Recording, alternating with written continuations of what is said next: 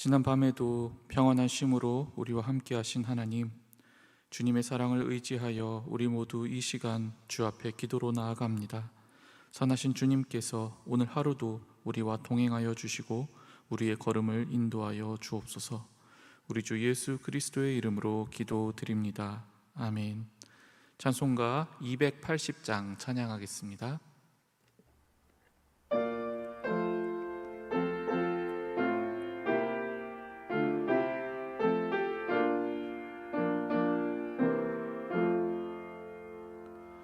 전부여 의지옵소서. 손 들고 옵니다. 주 나를 외면하시면 나 어디 가리까. 내 죄를 씻기 위하여 주시니 곧 되게 하는 마음으로 주 앞에 옵니다. 전부터 계신 주께서 영죽을 죄인을 보혈로 구해 주시니 그 사랑 한없네. 내 죄를 씻기 위하여 피 흘려 주시니 곧 되게 하는 마음으로 주 앞에 옵니다. 나 예수 의지함으로 큰 권능 받아서 주님께 구한 모든 것 늘 얻겠습니다. 내 죄를 씻기 위하여 피 흘려 주시니 곧 되게 하는 마음으로 주 앞에 옵니다.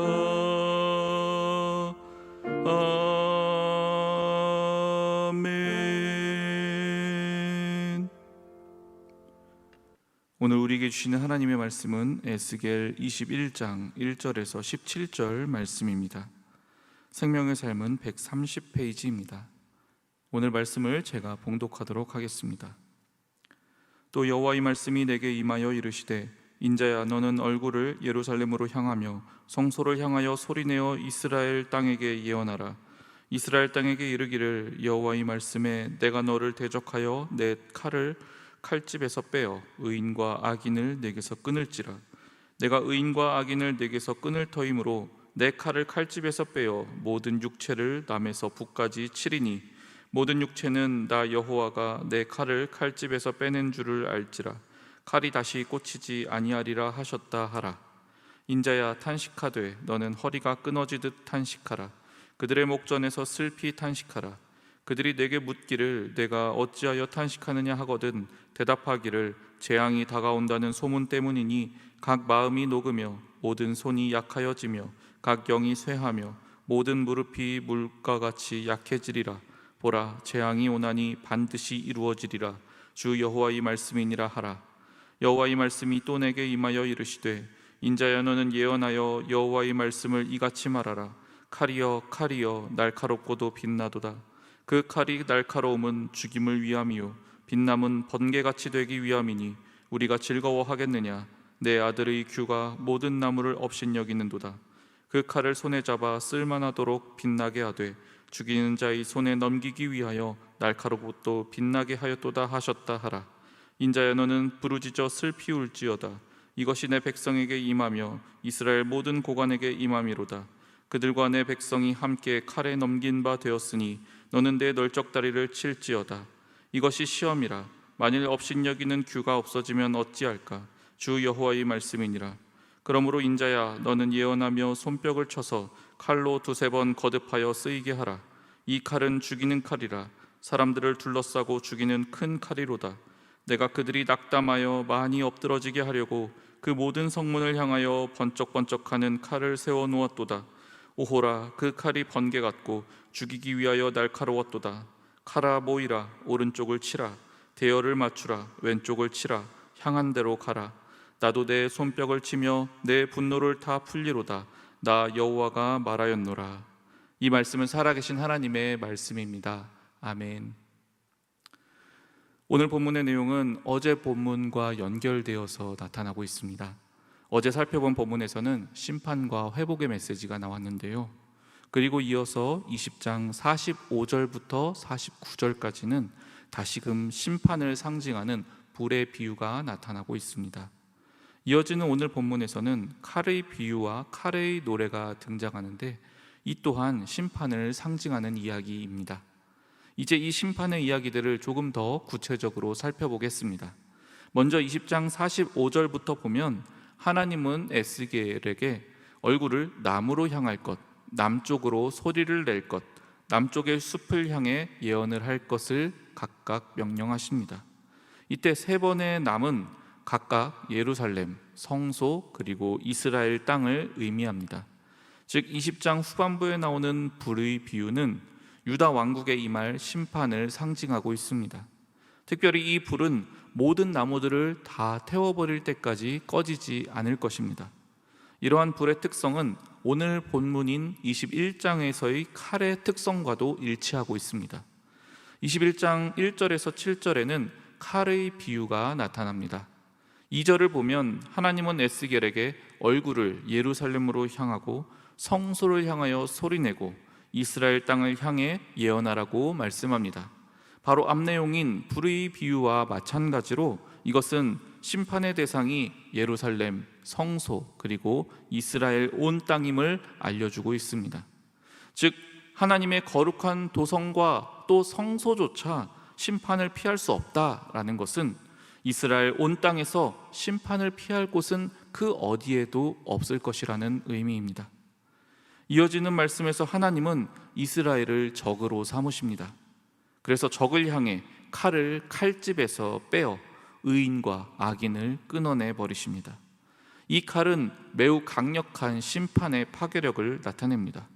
칼이 휘둘러짐으로 인하여 의인과 악인이 함께 끊어집니다.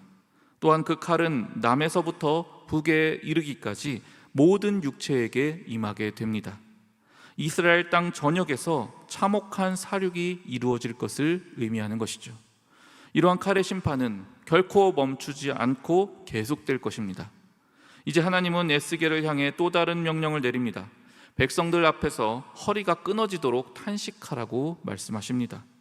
그러면 그 행동이 독특하니까 이게 무슨 행동인가 그 뜻을 궁금해진 백성들이 물으러 올 것이죠.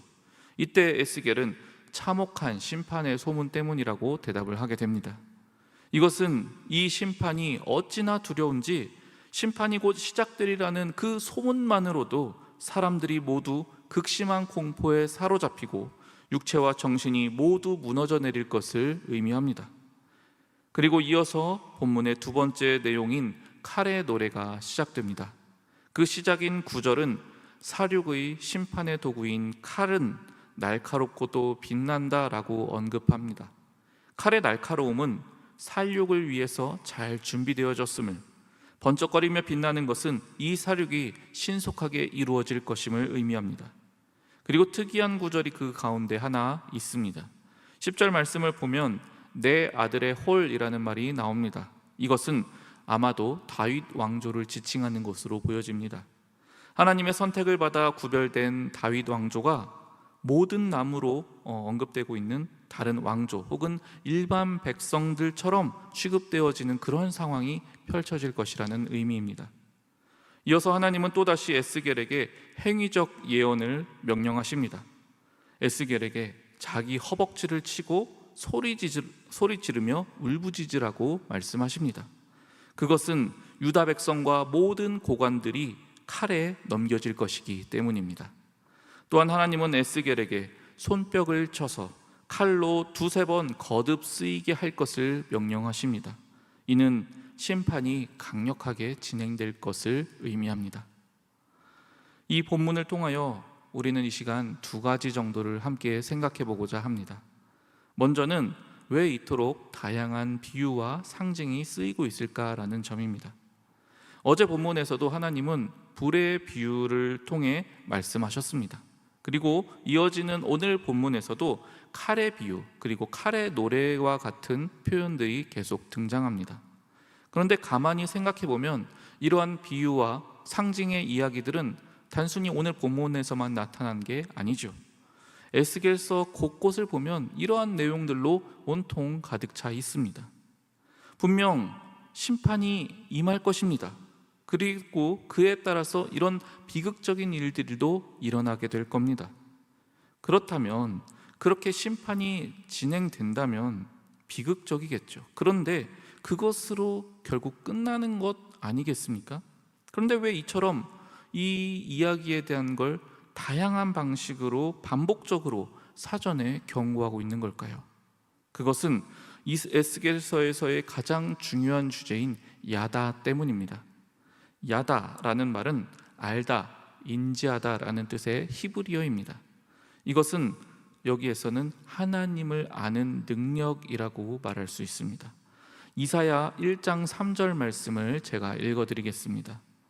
소는 그 임자를 알고 나귀는 그 주인의 구유를 알건만은 이스라엘은 알지 못하고 나의 백성은 깨닫지 못하는도다 하셨도다.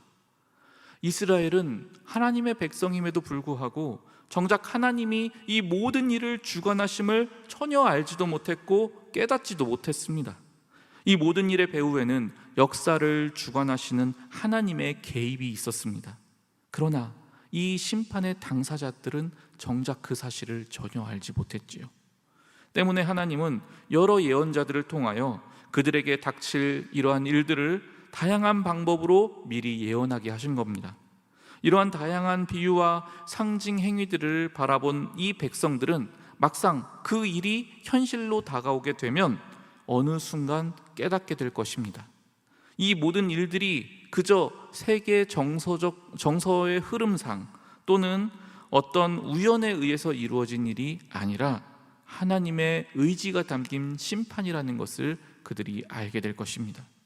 그래서 에스겔서에서는 이 표현이 반복적으로 등장합니다. 내가 여호와인 줄 너희가 알리라, 주 여호와의 말씀이니라.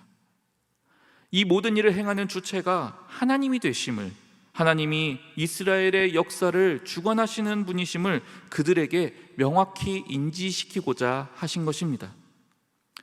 우리가 이 현실에 충실하다 보면 우리도 때로는 이 모든 주변에 일어나는 일들에 하나님이 개입하고 계심을 잊어버릴 수가 있습니다.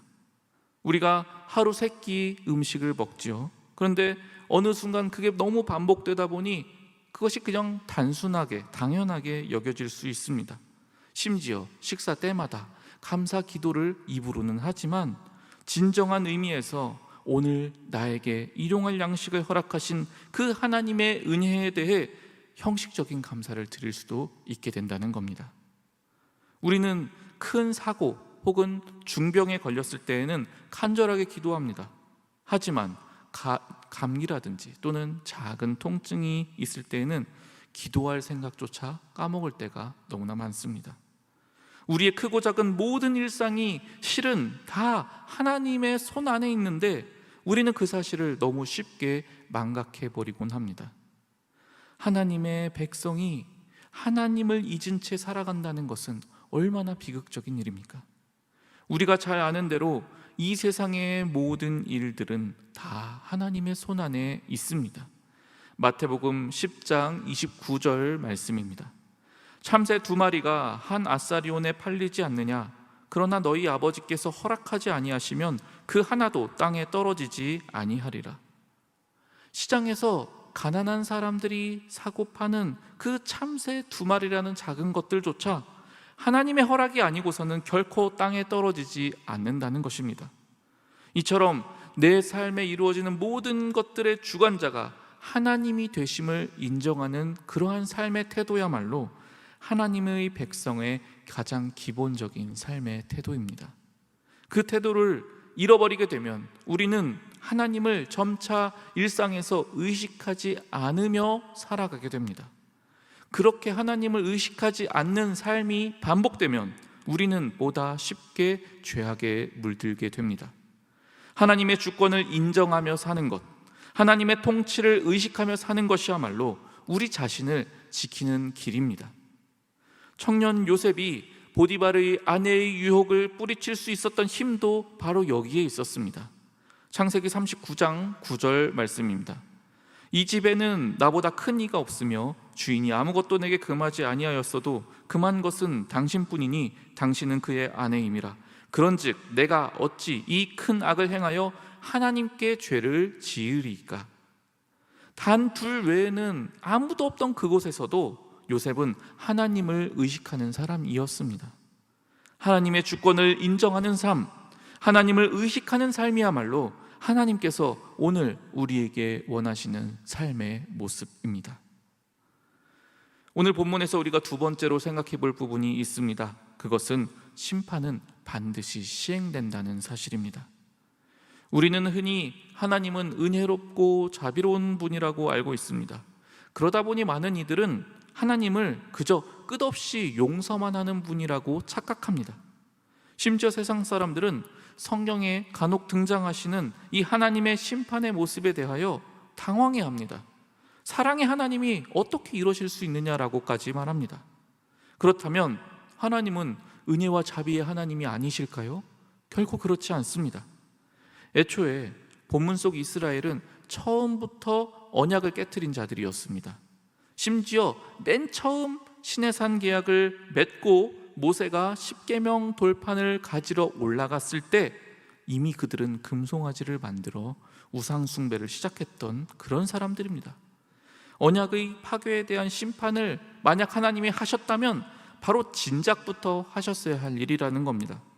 그러나 하나님은 그들에게 다시 새로운 십계명 돌판을 새겨주셨습니다. 이러한 이스라엘의 반역의 역사는 끝이 없었습니다. 출애굽 이후 광야의 여정이 시작된 지 얼마 되지 않았을 무렵 정탐꾼 사건이 발생합니다. 그때 하나님은 이렇게 말씀하십니다. 민수기 14장 22절 말씀입니다. 내 영광과 애굽과 광야에서 행한 내 기적을 보고서도 이같이 10번이나 나를 시험하고 내 목소리를 청종하지 아니한 그 사람들은 전무후무한 이적을 10번이나 베푸셨고 그 이후 그 짧은 길에서도 이 백성들은 무려 10번이나 하나님께 불순종했습니다.